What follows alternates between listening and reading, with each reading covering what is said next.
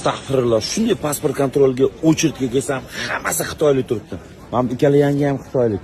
Mana ikkalasi ham xitoylik. Pochkalar, mana u ham xitoylik. Mana ular ham.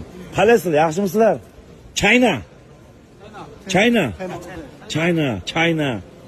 Nimanidir China. Nima bor sizlarga bu yerda? Nima bor? Bir biznesmen bo'lmasa bular, bir oddiy rabochiy nimaga kelyapsizlar? Nima bor O'zbekistonda? Qarang, basharasidan buni maqsadini bilib bo'lmayapti bor. Nimaga kelyapsizlar sizlar? O'zimizda kam ish joyi yo'q, narsa yo'q. Bo'ldi, qaytinglar. Toshkent, Pekin. Beijing. Yo'q bitta ish narsa sizlarga. Bularni kelayotgani alam qiladi, mayli.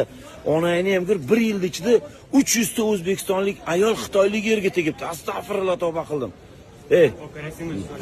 To'xta, rasmni qo'y, bitta xalqaro muammo bo'lyapti-yu. Nima bor, to'xta, kal. Bularni o'zi davlatni homiylik qilib, nimalardir qilib berib, mana shu короче, qanaqadir katta bir anaqa bularda bir programmasi bor ekanda. Короче, bu fojia bu menimcha. Bu fojiani boshlanishi ehtiyot bo'lishimiz kerak. Yurtimizni berib qo'yamiz o'zimiz bilmagan holda.